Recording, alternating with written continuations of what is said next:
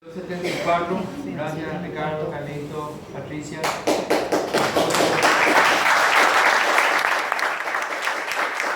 La idea, querido ministro, es un poco mostrar, nosotros queremos conocer un poco la visión de ustedes desde el gobierno y desde luego tuvimos otras presentaciones con otros ministros en donde realmente se nos despejaron una cantidad de dudas, se nos aclararon una cantidad de cosas, conocimos una cantidad de... Quería Verónica, que me parece si va a ser la moderadora, va a presentar un poquito la asociación. Moderadora, Bueno, señor ministro, compañeras, compañeros, me pidieron que yo les explique a ustedes lo que es el G73. G73 es Goethe 73. Somos un grupo de compañeros que a esta altura de nuestra vida queremos participar en la construcción del país. ¿Cómo intentamos hacerlo? Bueno, en este momento escuchando las voces de los protagonistas como usted y antes de usted otros que nos dieron su tiempo, ¿verdad? ¿Qué queremos? Formarnos una opinión y tener herramientas para poder propulsar programas que ayuden al desarrollo sostenible del Paraguay, ¿verdad? Eso es lo que nosotros queremos. Le dejo con la audiencia y muchas gracias nuevamente por su tiempo. Muchas gracias. Me pone muy contento, la verdad, que ver esto cuando José me invitó y me habló de este grupo. Me llenó de satisfacción porque realmente creo que es interesante tener cada vez más ciudadanos comprometidos y que forman una opinión no solamente en base a lo que dice el periódico, ¿verdad? Porque nosotros estamos expuestos todos los días a gente que forma una opinión en base a lo que dice el diario, ¿verdad? Y porque el diario o un diario instala un tema, ellos dicen que hay que hacer tal cosa, ¿verdad? Entonces me llena de satisfacción saber que ustedes como grupo, ¿verdad?, han decidido involucrarse un poco más, escuchar un poco más de qué es lo que hace o qué es lo que hacemos nosotros los funcionarios públicos, quienes coyunturalmente estamos en esta situación. Me gustaría brevemente hablar una breve introducción sobre mi persona. Cuando ustedes estaban graduando del colegio, yo faltaba 5 años para que nazca. Gracias. Tengo 36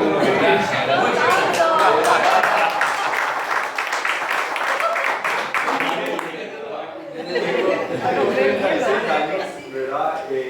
Y realmente ustedes están como si se hubieran graduado del colegio ayer. Pero realmente lo que quiero destacar, me considero antes de un ministro, un joven paraguayo que abrazó la función pública de muy joven, ¿verdad? A los 19 años iba al Banco Central, siendo estudiante recién ingresado, pero ya con grandes responsabilidades. Fui padre a los 18 años, me casé a los 19, sigo casado con la misma señora, tengo 2 hijos fenomenales, uno es estudiante de ingeniería, está en la universidad. Así que, pero esto para muchos, ¿verdad?, que podría haber sido una gran carga, para mí fue una motivación enorme. Y fue una motivación en el sentido de que me obligó a mí a no pensar en mí, sino en pensar en la responsabilidad que uno lleva, ¿verdad?, al momento de ser padre. Y eso me ayudó muchísimo al construir una carrera profesional, ¿verdad?, porque entendí desde un comienzo, ¿verdad?, muy temprano en mi carrera profesional, que uno no es solamente lo que uno hace para una satisfacción personal, sino de cómo puede contribuir en la casa, en el barrio, en la sociedad, en el país, ¿verdad? Entonces encontré una satisfacción enorme en la función pública. Tuve la oportunidad de crecer los primeros años en una institución que realmente forma mucho talento, ¿verdad? Forma una institución que invierte mucho en el capital humano.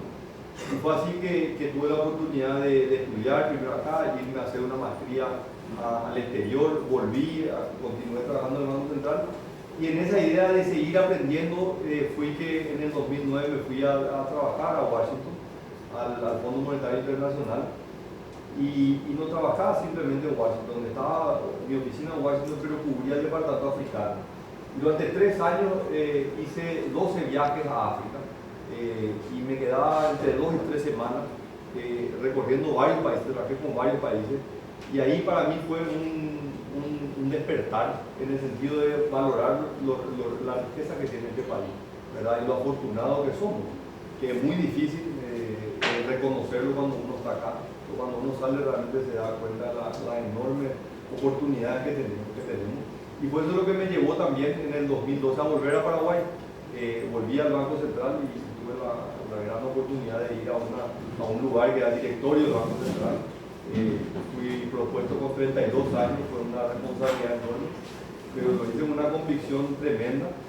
Y bueno, las cosas de la vida me llevaron en enero de este año ir al Ministerio de Hacienda, pero con la misma humildad, con la misma sencillez, llevo esta función. Así que por favor no me digan ministro, díganme Santiago Sanqui, algo que lo dije el día que entré, y trato de llevarlo de esa misma manera, con mucha sencillez, porque realmente esto es una oportunidad enorme que tengo, pero finalmente es pasajero, ¿verdad? Hoy soy yo, el día de mañana vendrá otro, y la gestión que hacemos simplemente es la de tratar de levantar la vara, de que aquellos que vengan después de nosotros digan, mira, el que estuvo antes ya hizo esto, vos no podés servir. Bueno, entonces con esa breve introducción quiero presentarles algo que está muy en discusión, que es el presupuesto, que es la ley de la nación, la ley económica más importante que tiene la República del Paraguay. Se discute una vez al año y lastimosamente este ha sido un instrumento de una gestión política y no de una gestión económica. Y en la última década ha perdido vigencia, ha perdido la importancia. Lo que estamos planteando en este año, en el debate público, el debate con el Parlamento, es darle nuevamente esa potestad al presupuesto de la nación, que sea realmente un instrumento económico que le permita al Ejecutivo gestionar la institución, o sea, el Estado desde lo económico. La presentación está dividida en 3 partes, ¿verdad? Una es cuáles son los problemas que venimos arrastrando, cuál es la situación en el entorno macroeconómico internacional que hoy está atravesando la región y que afecta a Paraguay, y después cuáles son los objetivos que trazamos en el presupuesto. El presupuesto, como yo le mencionaba, lastimosamente por la dinámica misma que ha tenido el debate político, ha sido desvirtuado, ¿verdad? Y nos ha llevado que en el año 2014 ha habido un nivel de ejecución del presupuesto de apenas el 80%, y esto se ha ido deteriorando. En el 2005 se había ejecutado un 83%, 5 años después 82%, y el año pasado solamente se pudo ejecutar un 80%. O sea, ustedes que son, muchos de ustedes dueños de empresas, reconocen que el presupuesto es una herramienta que yo, en base a esto, yo mido mi objetivo para el próximo año y después mido cómo estoy en función de eso. Bueno, lastimosamente el presupuesto dejó de ser una herramienta porque ni siquiera podíamos cumplir con el mismo proyecto que enviaba el Ejecutivo. O sea, ni siquiera lo que el Ejecutivo enviaba se podía ejecutar. Entonces, eso es lo que la primera señal que queremos, que intentamos revertir en este presupuesto. ¿Por qué se daba esto? Y se daba principalmente porque el Congreso modificaba el presupuesto que le enviaba al Ejecutivo. Esta línea azul es la variación que tenía el presupuesto aprobado por el Congreso en comparación con lo que le enviaba al Ejecutivo. El Ejecutivo le decía, yo tengo 10 para gastar el próximo año, y el Congreso dice, no tenés 10, tenés 15.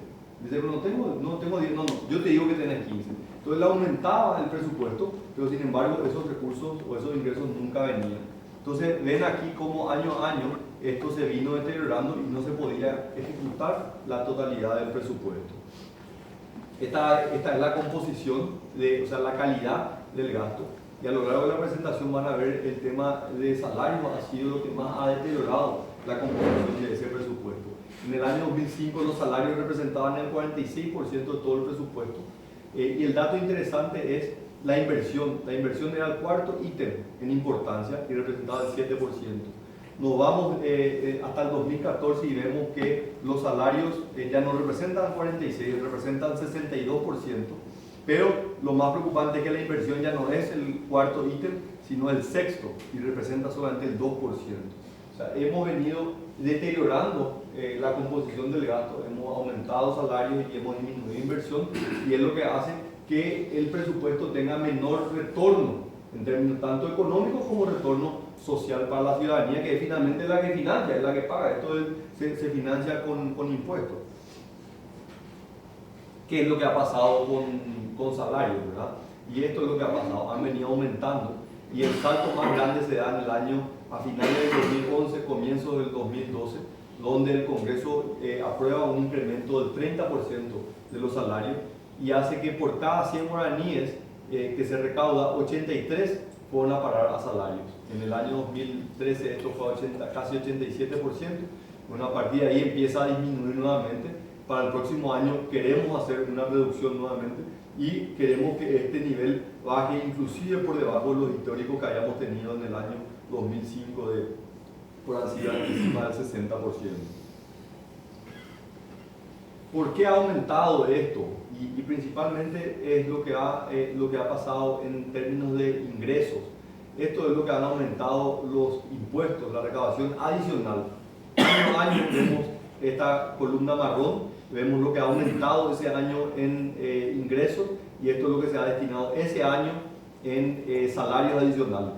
Estas dos columnas es el acumulado. Después de 5 años, el 95% de todos los ingresos adicionales fueron destinados a salarios.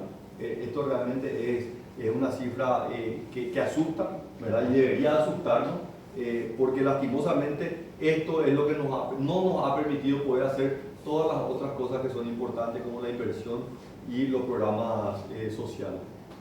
Si vemos en la composición cuáles son las instituciones que se han llevado ese mayor ingreso que ustedes, ¿verdad?, los empresarios han puesto, y han sido principalmente 3 instituciones: educación, salud y seguridad.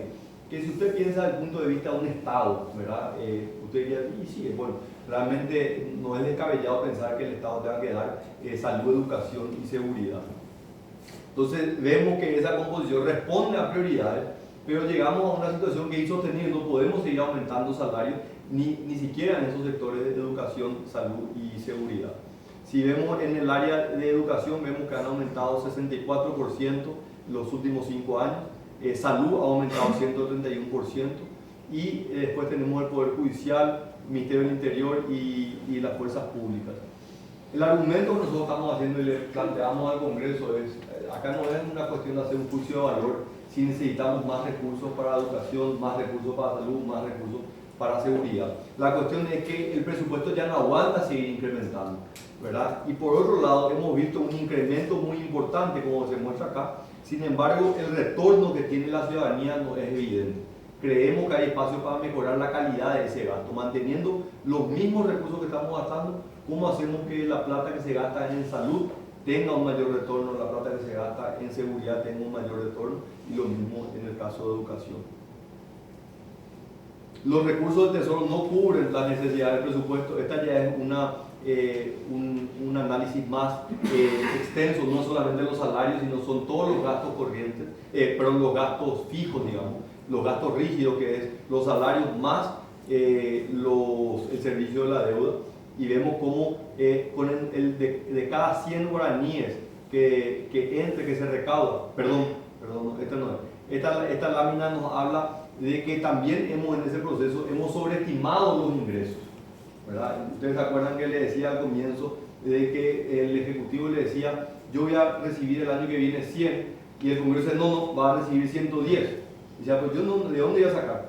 Entonces eso fue generando una dinámica donde ni siquiera se podía alcanzar, ¿verdad?, lo que estaba en el presupuesto que el mismo Poder Ejecutivo había remitido. En el 2015 vamos a recaudar 96% de lo que creíamos que íbamos a recaudar, y si ven, solamente en el 2003 se pudo tener ingresos por encima de lo que estaban estimados. 2013 y 2012 también tuvo ingresos por debajo de lo que estaba estimado, que era parte de la práctica que hacía el Congreso.